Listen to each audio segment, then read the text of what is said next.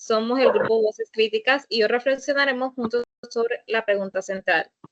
Desde mi rol como futura psicóloga social, ¿cómo podemos aplicar las ideas, principios y conceptos trabajados en las lecturas de las realidades sociales y de la comunidad? Cada uno presentará 3 argumentos apoyando en las 3 lecturas y luego dialogaremos cruzando ideas. Quiero presentar a mis compañeros de este conversatorio, Hanna, Guillermo, Carmen, Lina y mi persona, Dana, quien estaré moderando también y también participando con mis aportes. Para iniciar, compartiré mi postura personal inspirada en la lectura de Barrero 2017. Desde mi punto de vista, la crítica al academicismo de Barrero 2017, Barrero nos advierte que la psicología muchas veces se ha quedado atrapada en un academicismo pues totalmente desconectado de la realidad histórica.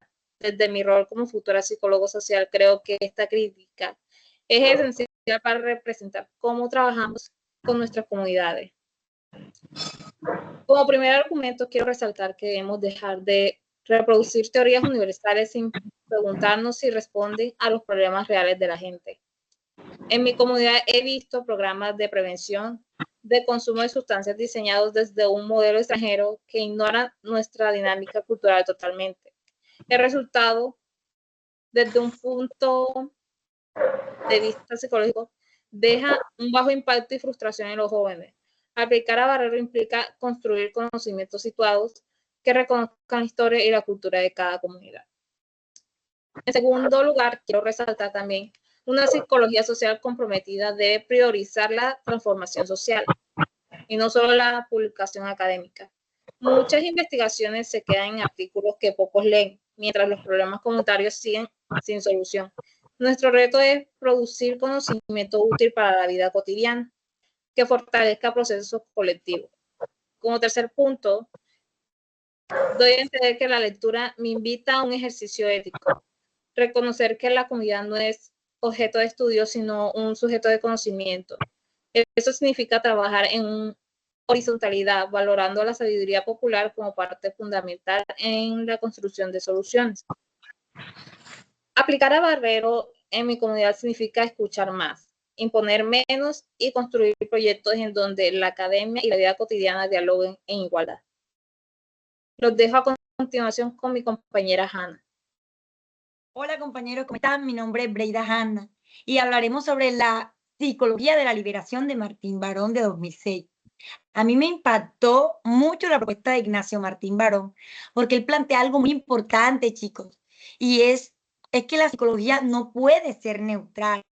No basta con escuchar problemas individuales y dar consejos, sino que la psicología debe convertirse en una herramienta para que liberes a las personas de las injusticias sociales. En mi primer argumento, en mi comunidad muchas veces se señalan a los jóvenes como responsables de la violencia. Yo no entendía, yo era una de las que los juzgaba y decía, este pelado no tiene futuro o algo, ¿sí me entienden? Como si fueran culpables ellos mismos de todo lo que está pasando en la sociedad.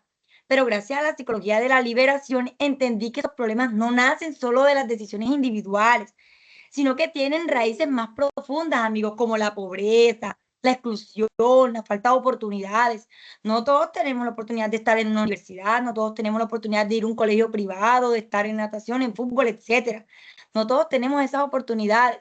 Y acuérdense que una mente que no está ocupada siempre piensa en cosas que no debe de realizar. Entonces, yo quiero que esta psicología de Ignacio, la gente comprenda que los problemas no solamente son los jóvenes, los problemas, la violencia, no, sino que la gente comprenda que la violencia no es un problema aislado de un joven, sino el reflejo de un entorno desigual e injusto. Martín Barón también habla de la importancia de crear conciencia crítica. ¿Qué significa esto, compañeros? A las personas, o sea, para que vean que sus dificultades no siempre son culpa de las personas, sino del resultado de condiciones sociales. Por ejemplo, cuando un joven no encuentra empleo, ¿qué es lo primero que ustedes dicen? Cálmate, no te rindas, sí lo vas a conseguir, sigue intentando. Esta persona de pronto no tiene para pagar los recibos, no tiene para pagar cosas, no tiene para ayudar en su casa, está estresado. Mira, y entonces, y tú nada más vas a decir, ay, no, que es un flojo, no te contratan por algo. No, o sea, la persona siempre busca un motivo para culparte. para decir, no lo estás logrando porque otro tiene más capacidad que tú. O sea, uno dice tantas cosas bobitas, uno dice tantas cosas que no debe decir por ignorante, ¿sí? Entonces, sin darse cuenta que si tú analizas cómo las políticas laborales generan trabajos mal pagos, sí, por temporadas, y esto trae inseguridad en las personas. No es que tú estés haciendo cosas mal, digamos que sí consigues el empleo, pero no te alcanza el dinero, amiga. Tú sientes que no te alcanza y tú dices, Dios mío, ¿cómo hago para un aumento o algo? Porque las grandes empresas solamente quieren que tú tengas poquito sueldo para sobrevivir, para que tú sigas trabajando para ellos. A ellos no les conviene que tú tengas más dinero para que te expandas. Entonces tú ves ahí las injusticias de la sociedad, de las empresas, de todas estas personas que tienen grandes entidades y tú sigues ahí sin tener de pronto las mismas capacidades económicas, ¿sí me entiendes? Entonces, esa mirada permite que los jóvenes entiendan que no están fracasando como personas, sino que viven dentro de un sistema que les pone muchas trabas.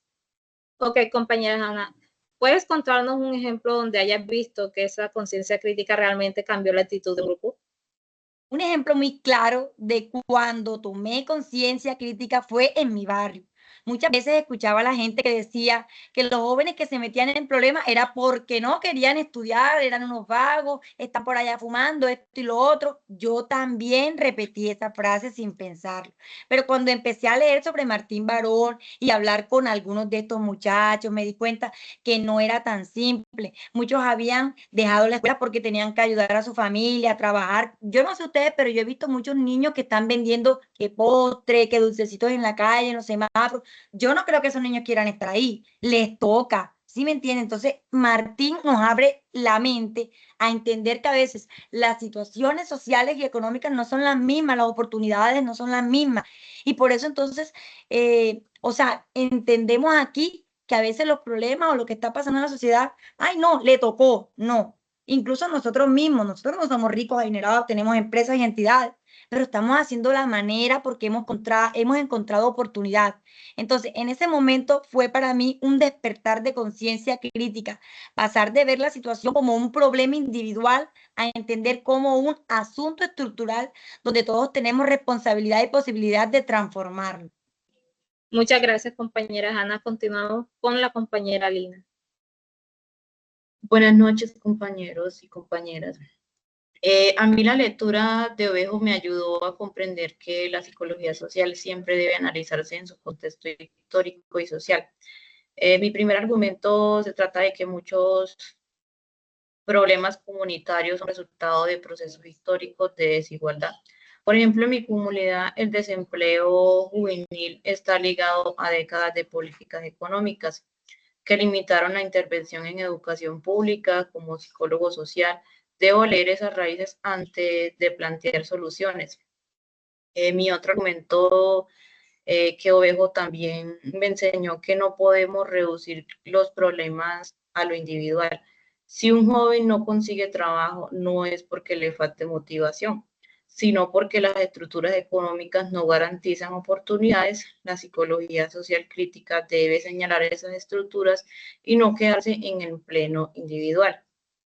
Mi último argumento es aplicar a Ovejo, significa diseñar intervenciones colectivas y contextualizadas.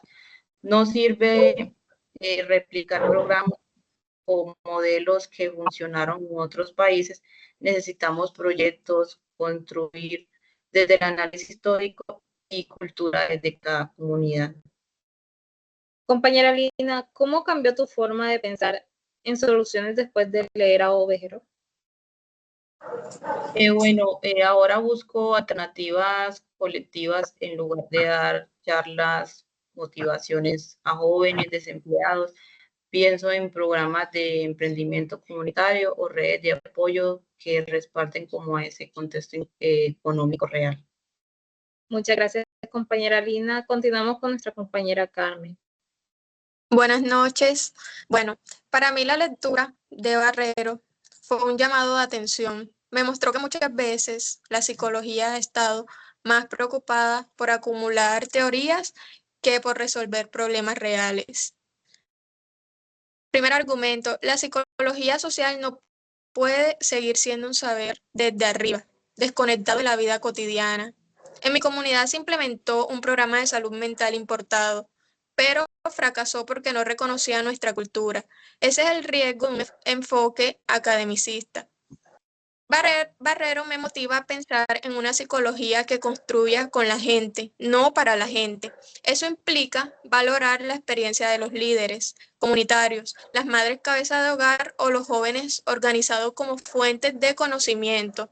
Finalmente, aplicar a Barrero me lleva a comprometerme con una psicología ética y participativa que no utilice a las comunidades como laboratorio, sino que las reconozca como actores de cambio social.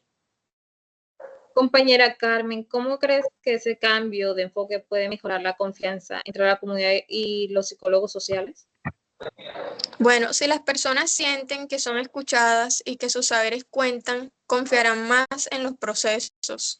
Eso evita la resistencia y genera un compromiso colectivo mucho más fuerte. Muchas gracias, compañera Carmen. Continuamos con nuestro compañero Guillermo. Hola a todos, yo soy Guillermo Domínguez. Primero que todo, vamos a entender cómo estas lecturas se integran y una parte importante es saber que no se contradicen, sino que se complementan. Como primera parte de Barrero podemos aprender a desconfiar de una psicología encerrada, ¿cierto? En la academia y a situar el conocimiento a la realidad de las comunidades. Esto significa que nosotros como psicólogos sociales, ¿cierto? Debemos ajustarnos, adaptarnos a las necesidades sociales de nuestras comunidades, ya sea la violencia, la pobreza, la falta de oportunidades, ¿cierto? Que son muy frecuentes. Como segunda parte de Martín Baro, ¿cierto? Tomamos la idea de liberación. ¿Qué significa la idea de liberación, Martín Baro? Que podemos dar voz a los oprimidos, ¿cierto? Y generar una conciencia crítica. ¿Qué significa esto? Que podemos hablar por los que de cierta forma no pueden, ¿cierto? Que se sienten agobiados, depresivos, y nosotros como estudiantes o como profesionales podemos alinear a esa parte de la comunidad, esa parte afligida, ¿cierto? Como tercer punto de Ovejero, rescatamos la necesidad, ¿cierto?, de analizar siempre, de criticar el contexto histórico, ¿cierto? Porque sin esa mirada las intervenciones corren el riesgo de ser superficiales.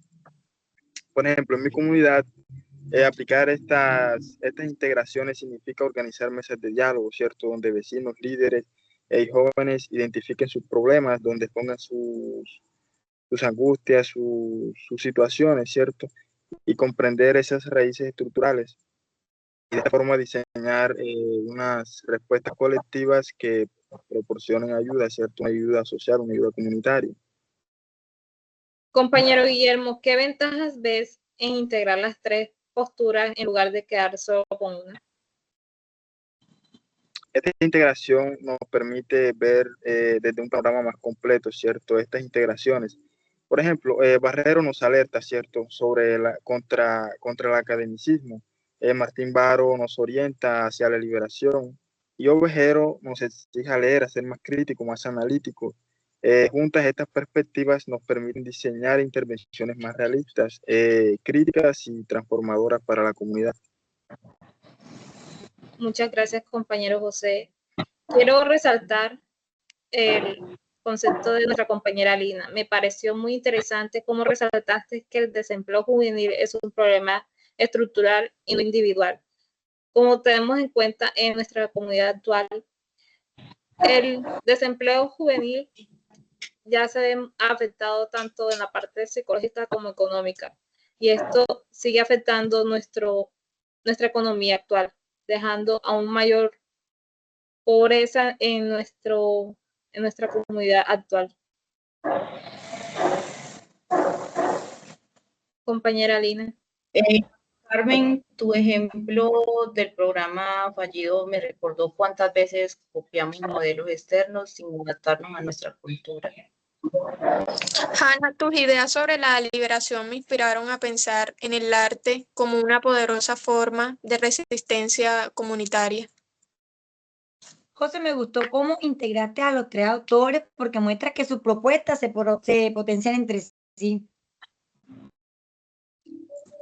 Hanna, tu propuesta, tu crítica, tu análisis hacia el academicismo me hizo reflexionar, ¿cierto?, sobre la importancia de construir conocimientos desde las comunidades y no desde el escritorio. Y generalmente a todos ustedes podemos resaltar que hicieron un buen análisis de las lecturas y una buena construcción reflexiva, ¿cierto? Muchas gracias, compañero. Hoy reflexionamos cómo Barrero nos advierte contra una psicología academicista, desconocida de la realidad. Martín Barón nos invita a construir una psicología desde la liberación y Ovejero nos recuerda que siempre debemos entender los problemas de un contexto histórico y social. Como futuros psicólogos sociales, nuestro compromiso es aplicar estas ideas en nuestra comunidad, escuchar sus voces, promover conciencia crítica, comprendiendo las estructuras generales de desigualdad y acompañar procesos colectivos de transformación. Dicho esto, muchas gracias por su atención y participación. Gracias. Chao. Chao. Chao. Gracias.